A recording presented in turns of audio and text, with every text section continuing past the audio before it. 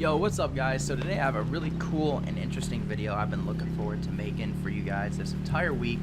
Kind of had a busy week, so I'm just doing this right now, today on Friday, the day I'm supposed to upload. I know, dropping the ball a little bit. You know, I really wanted to come out with some more comedy content for you guys, but unfortunately, my friends got banned on Xbox. They did some crazy stuff, you know. I'm not gonna say it in the video because it's pretty inappropriate, but they messaged some people that killed them on Fortnite, and these people happen to be younger aged individuals who then had their parents report them on Xbox.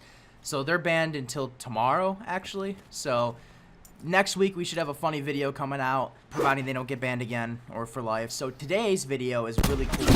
So with the release of Apex Legends and everyone, you know, ranting and raving about how awesome that game is, I wanted to make a video on my opinions on the future of Battle Royale games, because that's been a huge trend in the past here, you know, with H1Z1, PUBG, moving into some other smaller titles, and you got Fortnite, Blackout, and now Apex Legends. If I'm missing one, I'm sorry, but those are the ones that immediately come to my mind as I'm making this video.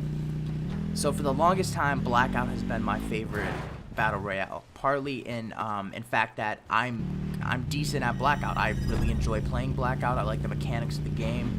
I'm not the biggest fan of Fortnite, I know, boo, you guys can thumbs down on me on that one, but you know, I just don't really enjoy playing Fortnite as much as everyone else. I enjoy games that I'm good at. I enjoy games where I can outperform other people, other players in the game.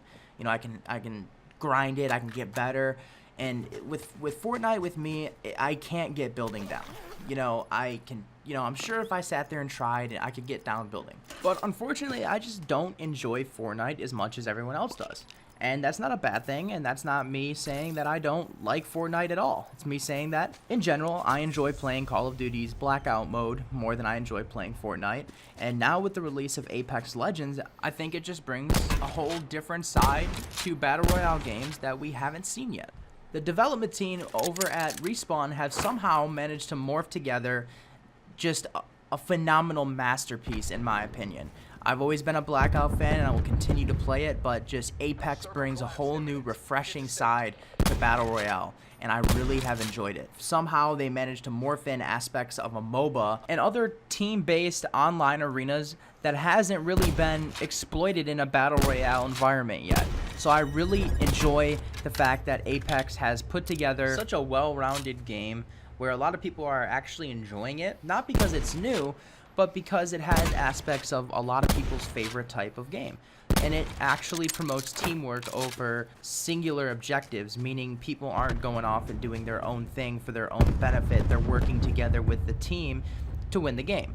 Now, I'm not saying that that's what everyone does in Battle Royale games, but I have seen it a lot. Seen it in Blackout, seen it in Fortnite, seen it in Fortnite the most, honestly. Seen it definitely a lot in PUBG. H1Z1 was such a long time ago that I can't really recall things like that happening when I played it. So, jumping into Apex even more in depth, I want to give you guys a rundown on what it's about if you haven't played it yet, and just the phenomenal mechanics that this game brings to the table. So starting off, you have a 3-man team right now. There's no solos or duos or quads yet. There's 60 people per lobby, so that means that you don't have the 100 that most Battle Royale games actually put into the game starting off. So you'd have to do, I wouldn't say less work, but there's less people to deal with when you're playing the game. And take that as you wish, but in my opinion, I would say that that's a positive. Because in a lot of Battle Royale games that have similarities with Apex Legends, the games can tend to drag on because of the amount of players that are there, people camping, people just following their own agenda and being toxic in general. I haven't really ran into that in Apex yet, but I'm pretty sure eventually down the line, you know, every game will have toxic players, but as for the most part, the cool feature about Apex that they really have stressed in all of the interviews and the articles that I have read is that in the game you don't need to talk to communicate. Most of the communication in this game is actually done through their ping system, which is really actually unique for a Battle Royale game. It reminds me of some of the aspects of pings from a lot of other games. For example, League of Legends has a ping system where you can spot enemies, say that enemies are missing, or things like that. You know, I've never really gotten into League, but I've played a couple games. So when we talk about the ping system that Apex has added, it kind of has aspects of Rainbow Six Siege and League of Legends put together to be perfected. So you can spot enemies, you can give out commands, you can request ammo, you can request health, things like that. So pretty much you have all the tools you need to successfully communicate with your team without even having to use voice chat. Now that's not recommended at all. Like, I would not recommend anyone to try to communicate in a game without even speaking if you have the opportunity to speak. But sometimes people don't have mics, their mics aren't working, or their mic is broke, something like that, and they need to rely on another source of communication. And Apex provides that communication in the game for you.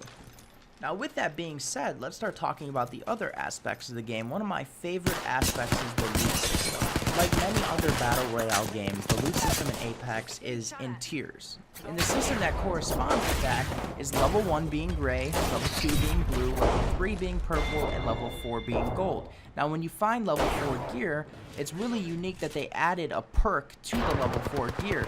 So you can find a level 4 helmet, which reduces the cooldown time of your abilities for your character. So that can come in handy in a lot of fights when your character has an offensive ability, like Bangalore, one of the characters who can call in an artillery strike. Now, another cool aspect about the loot and gear system is that you can find cool hop-ups or attachments for your weapons that turn them into having a cool special ability. For example, if you pick up a Peacekeeper shotgun and then you pick up a precision choke with it, you can actually almost turn that shotgun into a type of rifle. You can shoot a charged projectile at your enemy, which deals massive amounts of damage, and it actually has a pretty decent amount of distance on it. So that being said, you have a lot of opportunities when you pick up your attachments to change any type of weapon you pick up that has those compatible hop-ups for them into a completely different type of weapon. For example, you can pick up a selective fire receiver for certain weapons and change them into a full auto weapon. Most of those weapons do high damage and are usually burst weapons, so when you change them to full auto, that can be a huge game changer for you and your team when you're fighting in team battles and when you're fighting multiple teams at once. So basically, you're taking a weapon that shoots burst fire with high damage to making it shoot full auto with high damage. Now that can take down shield very fast and work to your advantage. Now, another aspect of this game that's really cool and really unique is the fact that the death ring that closes in on you and your team does less damage than it does in other Battle Royale titles like Fortnite, Blackout, and other games like that. I really enjoy the fact that if I get stuck in there, I have ample time to run out, heal, and get right back into the fight. Now let's jump into the final aspects of the game that really pop out to me, and that is customization and the in-game targets. So the in-game targets is the kill leader and the former champion. So the former champion is the person who won their last game. So when you kill them in-game, you get rewarded with bonus XP. I don't know how much it is off the top of my head, but it's in the hundreds. You get a bonus for killing them, so at the end of your game, you get that XP towards your next level. Now the kill leader is set up completely different. The person in the game with the most kills is the kill leader. Now that can change based on if you beat them with the kill count as the game progresses. And if you kill them, now the same thing applies here. Once you kill the kill leader, you get bonus XP.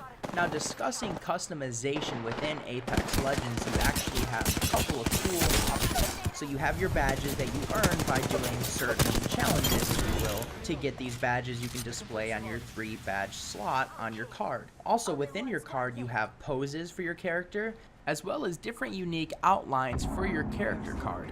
Now, these are only unlocked for specific characters that you play as, and they can only be equipped on that character, along with unlocking quips that you can put on your character. Now, quips are basically just a catchphrase that your character will say, for example, when they kill someone. So that's pretty unique and pretty cool that they added to this game. Along with their skins, which every Battle Royale game has skins, but these skins are unlocked in a different way, and that is through their pack system. Now, I know PUBG also has a pack system, but I really like theirs, and I think theirs is really unique because they have these resources called crafting materials that you can actually select within a bunch of different packs, and you can choose which individual skin or thing you want to unlock by using these crafting materials, and I really enjoy that they give you that opportunity.